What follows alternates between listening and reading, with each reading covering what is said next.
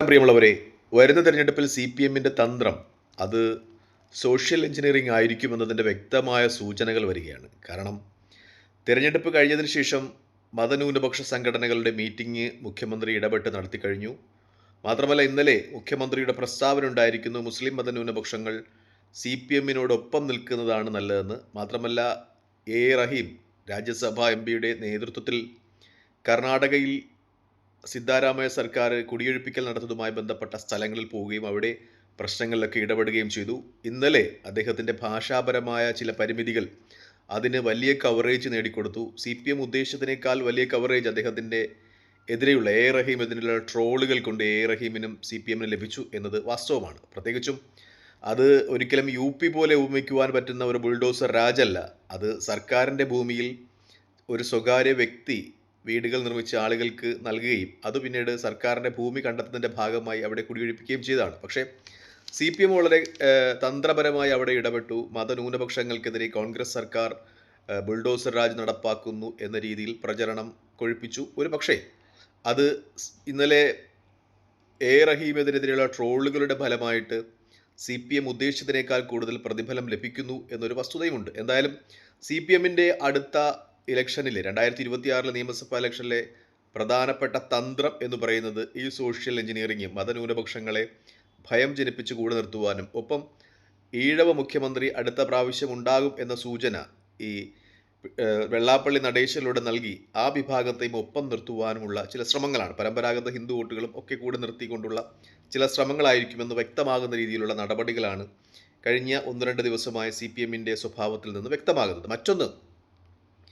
CPM പുറത്തെടുക്കുവാനുള്ള മറ്റൊരു തന്ത്രം UDF-ന്റെ കുന്തമുനയായ വളരെ വ്യക്തമായും ശക്തമായും സംസാരിക്കുന്ന VD സതീശനെ പരവൂർ നിയമസഭാ നിയോജകമണ്ഡലത്തിൽ തളച്ചിടുന്ന രീതിയിലുള്ള തന്ത്രങ്ങളുമായി മുന്നോട്ട് പോകും. കാരണം നിലവിൽ ആ സീറ്റ് ഇടതുപക്ഷത്തിന് വേണ്ടി CPI ആണ് മത്സരിക്കുന്നത്. ആ സീറ്റ് CPM ഏറ്റെടുക്കും എന്ന രീതിയിലുള്ള ചർച്ചകൾ വരികയാണ്.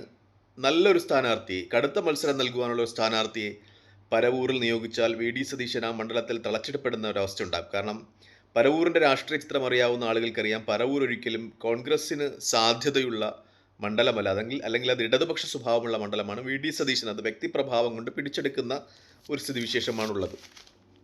മത്സരിച്ച ഓരോ തിരഞ്ഞെടുപ്പുകളിലും അദ്ദേഹം ക്രമാതീതമായി ഭൂരിപക്ഷം കൂട്ടിക്കൊണ്ട് വരികയായിരുന്നു. 2001-ൽ ആദ്യമായി മത്സരിക്കുവാൻ ഇറങ്ങുമ്പോൾ 7434 വോട്ടുകൾക്കായിരുന്നു അദ്ദേഹത്തിൻ്റെ ഭൂരിപക്ഷം. 2006-ലാകുമ്പോൾ അത് 7792 വോട്ടുകളാകുന്നു. 2011-ൽ മത്സരിക്കുമ്പോൾ 11677 വോട്ടുകളായി ഭൂരിപക്ഷം വർദ്ധിക്കുന്നു. 2016-ൽ 20634 ഭൂരിപക്ഷം വർദ്ധിപ്പിക്കുന്നു. 2021-ലാകുമ്പോൾ 21301 വോട്ടുകളായിട്ട് വർദ്ധിക്കുന്നുണ്ട്. അതായത് ക്രമാതീതമായി അദ്ദേഹത്തിൻ്റെ ഭൂരിപക്ഷം വർദ്ധിച്ചുകൊണ്ടിരിക്കുന്നു എന്നത് ഒരു പ്രത്യേകതയാണ്.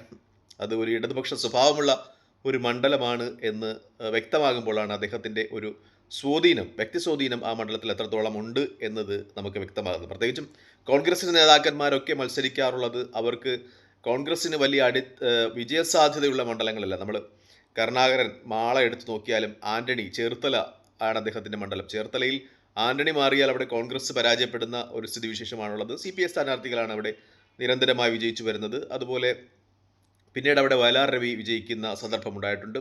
ഉമ്മൻചാണ്ടി, പുതുപ്പള്ളി, രമേശ് ചെന്നിത്തല, ഹരിപ്പാട്, അങ്ങനെയൊക്കെ എടുത്തു നോക്കിയാൽ കോൺഗ്രസ് നേതാക്കന്മാരുടെ സാന്നിധ്യം കൊണ്ട് ആ മണ്ഡലം പിടിച്ചെടുക്കുന്ന ഒരു സ്ഥിതിവിശേഷമാണുള്ളത്.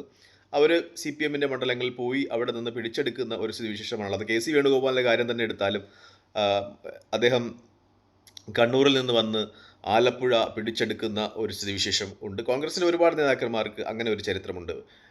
യുവത്വമാർന്ന കുറച്ച് നേതാക്കന്മാർക്ക് അവർ ഏത് മണ്ഡലങ്ങളിൽ ചെന്നാലും അവരുടെ പ്രവർത്തന സ്ഫുടത കൊണ്ട് അല്ലെങ്കിൽ പ്രവർത്തന ഒക്കെ കൊണ്ട് ആ മണ്ഡലങ്ങൾ പിടിച്ചെടുക്കുന്ന ഒരു സ്ഥിതിവിശേഷമുണ്ട്. തിരിച്ച് നമ്മൾ CPM നേതാക്കന്മാരെ ഒന്ന് കമ്പയർ ചെയ്താൽ VS അച്യുതാനന്ദൻ മലമ്പുഴ, പിണറായി വിജയൻ ധർമ്മടം, അവർ ഒക്കെയും CPM-ന്റെ കോട്ടകളിലാണ്, പാർട്ടി ഗ്രാമങ്ങളൊക്കെ ഉൾപ്പെടുന്ന കോട്ടകളിൽ നിന്നാണ് വിജയിച്ചു വരുന്നത് എന്ന ഒരു പ്രത്യേകതയും കൂടിയുണ്ട്. എന്തായാലും ഇപ്പോൾ VD സതീശനെതിരെ കൂടുതൽ ശക്തനായ ഒരു സ്ഥാനാർത്ഥിയെ CPM നിയോഗിക്കും എന്ന് തന്നെയുള്ള ചർച്ചകൾ വരികയാണ്. ഇന്നലെയും മെനഞ്ഞാന്നുമൊക്കെ മാധ്യമങ്ങൾ നിലനിൽക്കുന്ന പ്രധാനപ്പെട്ട രാഷ്ട്രീയ അവലോകനങ്ങളിലൊന്ന് അതാണ്. CPI-യിൽ നിന്നും CPM ആ മണ്ഡലം ഏറ്റെടുക്കുന്നു, കൂടുതൽ ശക്തനായ ഒരു നേതാവിനെ അവിടെ നിർത്തുന്നു. കാരണം VD സതീശൻ എന്ന് പറയുന്നത് കോൺഗ്രസിൻ്റെയും UDF-ൻ്റെയും കുന്തമുനയായ നേതാവാണ്. അദ്ദേഹത്തിൻ്റെ വാക്കുകൾക്കും ശരീരഭാഷയ്ക്കുമൊക്കെ വളരെ പ്രാധാന്യം കേരള രാഷ്ട്രീയം കൽപ്പിക്കുന്നുണ്ട്. വളരെ കൃത്യതയാർന്ന ആത്മവിശ്വാസം സ്ഫുരിക്കുന്ന ഒരു ബോഡി ലാംഗ്വേജാണ് അദ്ദേഹത്തിനുള്ളത്. വളരെ കൃത്യമായി തന്നെ ഇടതുപക്ഷ നേതാക്കന്മാരെയും ഒക്കെ ആക്രമിക്കുവാൻ കഴിയുന്ന ഭാഷാ വൈജ്ഞാനവും അതുപോലെ ഉള്ള കാര്യങ്ങളുമൊക്കെ അദ്ദേഹത്തിന് സ്വന്തമായുണ്ട്. അദ്ദേഹത്തെ ശക്തനായ ഒരു സ്ഥാനാർത്ഥിയെ നിർത്തി അദ്ദേഹത്തെ പറവൂരിൽ മണ്ഡലത്തിൽ കെട്ടി നിർത്തുകയാണെങ്കിൽ, കാരണം കടുത്ത ഒരു മത്സര പ്രതിനിധി അവിടെ നിന്നുണ്ടായാൽ വി ഡി സതീശൻ ആ മണ്ഡലം വിട്ട് പുറത്തു പോകുവാൻ കഴിയുന്ന ഒരു സ്ഥിതിവിശേഷം ഉണ്ടാകില്ല. അങ്ങനെയാണെങ്കിൽ അത് സി പി എമ്മിന് നേട്ടമുണ്ടാകും. കാരണം 140 മണ്ഡലങ്ങളിലും വി ഡി സതീശൻ ചെന്നെത്തി സി പി എമ്മിനെതിരെ ആരോപണങ്ങൾ ഉന്നയിക്കുന്ന പക്ഷം അത് എൽ ഡി എഫിൻ്റെ സാധ്യതകളെ കുറച്ചു കളയും എന്നൊരു വിലയിരുത്തൽ എൽ ഡി എഫ് നടത്തുന്നുണ്ട്. അതുകൊണ്ട് തന്നെ വളരെ ശക്തനായ ഒരു സ്ഥാനാർത്ഥി വി ഡി സതീശനെതിരെ ഉണ്ടാകും എന്ന് തന്നെയാണ് നിഗമനങ്ങളൊക്കെ വരുന്നത്. സി പി ഐയുടെ കയ്യിൽ നിന്ന് ആ സീറ്റ് എടുത്ത് സി പി എം ശക്തനായ ഒരു സ്ഥാനാർത്ഥിയെ അവിടെ നിർത്തും. ആ പറഞ്ഞു കേൾക്കുന്ന പേരുകളിലൊന്ന് ഷൈൻ ടീച്ചറുടേതാണ്. കഴിഞ്ഞ ലോക്സഭാ ഇലക്ഷനിൽ എറണാകുളത്ത് ഹൈബി ഈഡനോട് മത്സരിച്ച് പരാജയപ്പെട്ട ഷൈൻ ടീച്ചർ ഒരുപക്ഷെ ആ പറവൂർ മണ്ഡലത്തിൽ വി ഡി സതീശനെതിരെ മത്സരിച്ചേക്കാം. ഷൈൻ ടീച്ചർ പറവൂർ മണ്ഡലംകാരി കൂടിയാണ്. കാരണം ഈ അടുത്ത കാലങ്ങളിൽ അവർക്കെതിരെ ഉണ്ടായ ചില ആരോപണങ്ങൾ അത് അവർക്കൊരു രക്തസാക്ഷി പരിവേഷം നൽകും എന്ന് സി പി എം വിശ്വസിക്കുന്നുണ്ട്. കാരണം ഷൈൻ ടീച്ചർക്കെതിരെ ചില ആരോപണങ്ങൾ ഉന്നയിക്കപ്പെട്ടിരുന്നു. അത് കെട്ടിച്ചമച്ചതാണ് എന്ന് സി പി എം പിന്നീട് വാദിച്ചിരുന്നു. ഷൈൻ ടീച്ചറും അതുമായി ബന്ധപ്പെട്ട കാര്യങ്ങളുമായിട്ടൊക്കെ സോഷ്യൽ മീഡിയയിലേക്ക് മുന്നോട്ട് വന്നു. അത് ഒക്കെ ഷെയർ ചെയ്തത് വി ഡി സതീശൻ്റെ ചില അടുത്ത ആളുകളാണ് എന്ന രീതിയിലൊക്കെ ഷൈൻ ടീച്ചറുടെ ഭാഗത്ത് നിന്ന് ചില പ്രസ്താവനയൊക്കെ ഉണ്ടായിരുന്നു.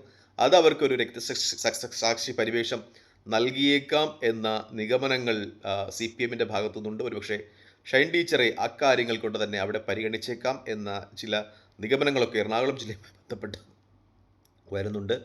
മറ്റൊരു സ്ഥാനാർത്ഥി സി പി എം അവിടെ പരീക്ഷിക്കുവാൻ സാധ്യതയുള്ളത് സ്വരാജാണ്. സ്വരാജിനെ സംബന്ധിച്ച് പറയുകയാണെങ്കിൽ അദ്ദേഹം വി ഡി സതീശനോടൊപ്പം തന്നെ ഭാഷാ പരിജ്ഞാനമുള്ള ആളാണ്. നല്ലതുപോലെ സംസാരിക്കാൻ കഴിയുന്ന ആളുകളാണ് രണ്ടുപേരും. അങ്ങനെ അവർ രണ്ടുപേരും തമ്മിലുള്ള ഒരു ഏറ്റുമുട്ടൽ അത് കടുത്തതായിരിക്കും എന്ന ഒരു നിഗമനം സി പി എം നടത്തുന്നുണ്ട്. പക്ഷേ സ്വരാജിനെ സംബന്ധിച്ച് അദ്ദേഹം കഴിഞ്ഞ 2 ഇലക്ഷനുകളിൽ പരാജയപ്പെട്ട ഒരാളാണ്.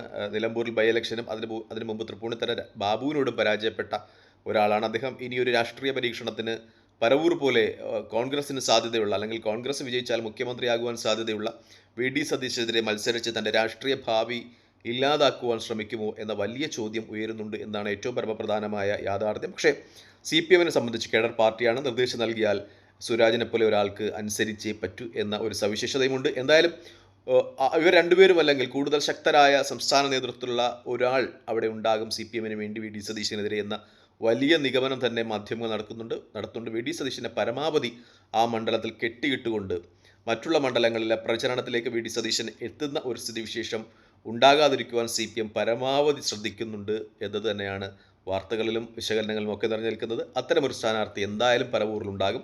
സി പി ഐയുടെ കയ്യിൽ നിന്ന് സി പി എം സീറ്റ് ഏറ്റെടുക്കും എന്നു തന്നെയാണ് നിഗമനങ്ങളൊക്കെ പുറത്തു വരുന്നത്. തൽക്കാലം ഈ വീഡിയോയുടെ വാങ്ങുന്നു. മറ്റൊരു വീഡിയോയിൽ കാണുന്നവരെ നന്ദി, നമസ്കാരം, ജയ് ഹിന്ദ്. വീഡിയോ ഇഷ്ടപ്പെടുന്നുണ്ടെങ്കിൽ ലൈക്ക് ചെയ്യുക, ഷെയർ ചെയ്യുക, കമൻറ്റ് ചെയ്യുക. മറ്റൊരു വീഡിയോയിൽ കാണുന്നവരെ ജയ് ഹിന്ദ്.